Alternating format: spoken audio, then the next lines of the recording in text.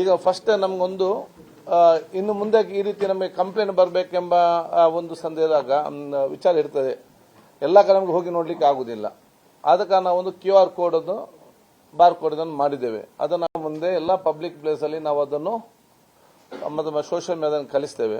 ಯಾರಿಗಾದ್ರೂ ಎಲ್ಲ pharmacist medical ಶಾಪ್ನಲ್ಲಿ ಕೂಡ ಯಾರಿಗಾದರೂ ಈ ರೀತಿ ಏನಾದರೂ ಮಾಹಿತಿ ಕೊಡಬೇಕಂತ ಇದ್ದಲ್ಲಿ ಆ QR ಕೋಡ್ಗೆ ಹೋಗಿ ನಮಗೆ ಮಾಹಿತಿ ಕೊಡಬಹುದು. ನಂಬರ್ 1. ಮುಂದಿನ ದಿನಗಳಲ್ಲಿ ನಾವು ಕೂಡ ಒಂದು ಟೋಲ್ ಫ್ರೀ ಒಂದು ಕಾಲ್ ಸೆಂಟರ್ ಮಾಡಬೇಕಂತ ಇದೆ. ಒಂದು ನಂಬರ್ ಕೊಟ್ಟು ಯಾವುದಾದ್ರು ಮತ್ತೆ ಅದಕ್ಕೆ ಒಂದು ಟೀಮ್ ಸೆಟಪ್ ಮಾಡಿ ಯಾರಾದ್ರೂ ಪ್ರದೇಶದ ಏನಾದರೂ ಕಾಲ್ ಬಂದರೆ ಅದು ಹೋಗಿ ತಪಾಸಣೆ ಮಾಡಿಕೊಂಡು ಅದರ ಮೇಲೆಗೂ ಕ್ರಮ ತಗೊಳ್ಳುವಂಥದ್ದು. ಅಂದರೆ ಗ್ರಾಹಕರಿಗೆ ಹೆಚ್ಚಿನ ಒಂದು ಹತ್ತಿರದ ಒಂದು ಆಕ್ಸೆಸ್ ಇವತ್ತು ಕೊಡಲಿಕ್ಕೆ ಬೇಕಾಗಿ ಅದಕ್ಕಾಗಿ ಬಹುಶಃ ಈ ಒಂದು ನಮ್ಮ QR ಕೋಡ್ ಅನ್ನು ನಾನು ಈಗ ಉದ್ಘಾಟಿಸ್ತೇನೆ. ಎಲ್ಲಿ ಬೆಳೆದ ದೊಡ್ಡದು ಎಲ್ಲಿದೆ?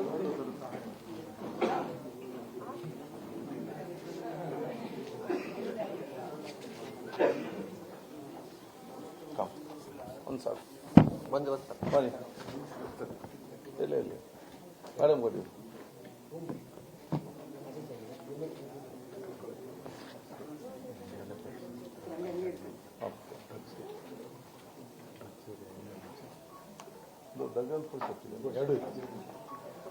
Thank you. ಮತ್ತು ಇದು ಬರೀ ಫುಡ್ ಸೇಫ್ಟಿ ಅಲ್ಲ, ಇವನ್ ಇನ್ಕ್ಲೂಡಿಂಗ್ ಡ್ರಗ್ಸ್ ಮತ್ತೆ ಫಾರ್ಮಸಿಸ್ಟ್ ಅಂದ್ರೆ ಡ್ರಗ್ಸ್ಗೆ ಮತ್ತು ಫುಡ್ ಸೇಫ್ಟಿಗೆ ಈ ರೀತಿಯ QR ಕೋಡ್ ಇವತ್ತು ಪ್ರಾರಂಭ ಮಾಡಿದ ಒಂದು ರಾಜ್ಯ ಇದ್ರೆ ಅದು ಪ್ರಪ್ರಥಮವಾಗಿ ಕರ್ನಾಟಕ ರಾಜ್ಯ ಅಂತ ಹೇಳಲಿಕ್ಕೆ ನಾನು ಬಯಸ್ತೇನೆ.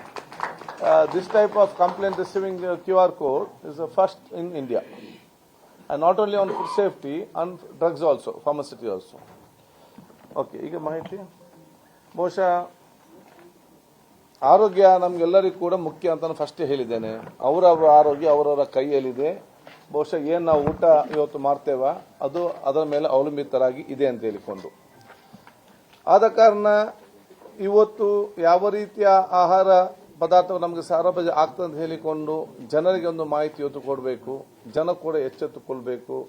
ಭವಿಷ್ಯದ ದಿನಗಳಲ್ಲಿ ಅವರು ಆರೋಗ್ಯವಂತವಾದ ಊಟವನ್ನೇ ಮಾಡಲಿಕ್ಕೆ ಇವತ್ತು ಅವರ ಮೈಂಡ್ ಸೆಟ್ ಅನ್ನು ಕ್ರಿಯೇಟ್ ಮಾಡಬೇಕಂತ ಹೇಳಿಕೊಂಡು ನಾವು ಆಲೋಚನೆ ಮಾಡಿ ನಾವು ಡಿಸ್ಕಸ್ ಮಾಡಿದ್ದೆವು. ಅದಕ್ಕೆ ಅನುಗುಣವಾಗಿ ಎಲ್ಲಿ ಇವತ್ತು ಆಹಾರ ಪದಾರ್ಥ ತಯಾರು ಮಾಡ್ತಾರೆ ಅಲ್ಲಿ ನಾವು ತಪಾಸಣೆ ಮತ್ತು ಇನ್ಸ್ಪೆಕ್ಷನ್ ಮಾಡಬೇಕಂತ ಹೇಳಿಕೊಂಡು ತೀರ್ಮಾನ ಮಾಡಿ ನಮ್ಮ ಫುಡ್ ಸೇಫ್ಟಿ ಕಮಿಷನರ್ಗೆ ನಾವು ಸೂಚನೆ ಕೊಟ್ಟಾಗ ತತ್ಕ್ಷಣ ಇವತ್ತು ಎಲ್ಲ ಕಡೆ ಇವತ್ತು ರೆಡಿ ಇವತ್ತು ಮಾಡಿರ್ತಾರೆ. ಅದರಲ್ಲಿ ಬಹುಶಃ ಇವತ್ತು ರಾಜ್ಯದ ಉದ್ದಗಲಕ್ಕೂ 30 ಟೀಮ್ ಅನ್ನು ತಯಾರು ಮಾಡಿ ಮೊನ್ನೆ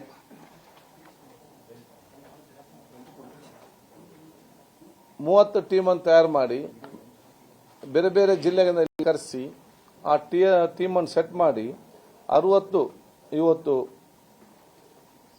3 ಸ್ಟಾರ್ ಮತ್ತು 5 ಸ್ಟಾರ್ ಹೋಟೆಲ್ಸ್ಗೆ, 8 ವೇರ್ ಹೌಸಸ್ಗೆ, 4 ಇಂಟರ್ನ್ಯಾಷನಲ್ ರೆಸ್ಟೋರೆಂಟ್ಸ್ಗಳಿಗೆ, ಅದು ಬೆಂಗಳೂರು BBMP ಲಿಮಿಟಲ್ಲಿ ಅದು ಅಲ್ಲಿಗೆ, ಮತ್ತು 30 ಫುಡ್ ಬಿಸಿನೆಸ್ ಆಪರೇಟರ್ಸ್ಗಳಿಗೆ ಇವತ್ತು ಇನ್ಸ್ಪೆಕ್ಷನ್ ಮಾಡಿ ರೇಡ್ ಮಾಡಿ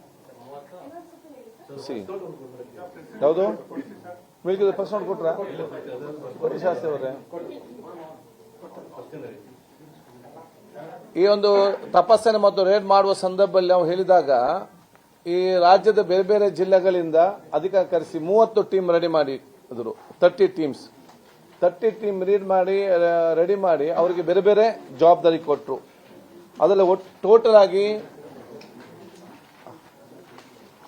60 5 stars and 3 star hotels, 8 warehouses like Zepto, Zomato ಇಂಥ ದೊಡ್ಡ ದೊಡ್ಡ ವೇರ್ ಹೌಸಸ್ಗಳು ಮತ್ತು 4 ಮಲ್ಟಿನ್ಯಾಷನಲ್ ಇವತ್ತು ಇಂಟರ್ ರೆಸ್ಟೋರೆಂಟ್ಸ್ ಔಟ್ಲೆಟ್ಸ್, ಅದು KFC ಇರಲಿ, ಮ್ಯಾಕ್ಡೊನಾಲ್ಡ್ಸ್ ಇರಲಿ, ಡೊಮಿನೋಸ್ ಇರಲಿ, ಬರ್ಗರ್ ಕಿಂಗ್ ಎಲ್ಲ ಕೂಡ ಆ ಒಂದು ಔಟ್ಲೆಟ್ಗಳಿಗೆ ಮತ್ತು ಇನ್ನಿತರ ಕೆಲವೊಂದು ಕಡೆ ಇವತ್ತು ರೇಡ್ ಮಾಡಲಾಗಿದೆ.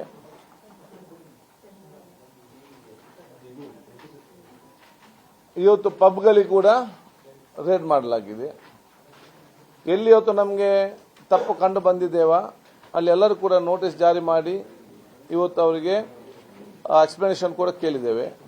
ಕೆಲವೊಂದು ಕಡೆ ಎಲ್ಲಿ ವಿಪರೀತವಾಗಿತ್ತು, ಶ್ರಮಿಸಲಿಕ್ಕೆ ಸಾಧ್ಯ ಇಲ್ಲ, ಅಲ್ಲಿ ಅದನ್ನು ನಾವು ಇವತ್ತು ಬಂದು ಕೂಡ ಮಾಡಲಾಗಿದೆ, ನಾವು ಸೀಲ್ ಮಾಡಿದ್ದೇವೆ.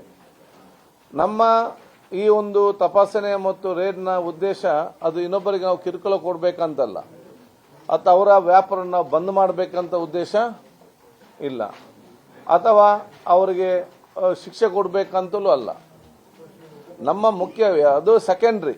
ನಮ್ಮ ಮುಖ್ಯ ಉದ್ದೇಶ ಅಂತ ಹೇಳಿದ್ರೆ ಅವ್ರು ಏನು ತಪ್ಪು ಮಾಡ್ತಿದ್ದಾರೆ ಅಂತ ಫಸ್ಟ್ ಅವ್ರಿಗೆ ಅರ್ಥ ಮಾಡಿಕೊಳ್ಬೇಕು. ಒಂದು, ಅವ್ರೇನು ತಪ್ಪು ಮಾಡ್ತಿದ್ದಾರೆ ಅಂತ ಹೇಳಿ ಅರ್ಥ ಮಾಡಿಕೊಳ್ಬೇಕು.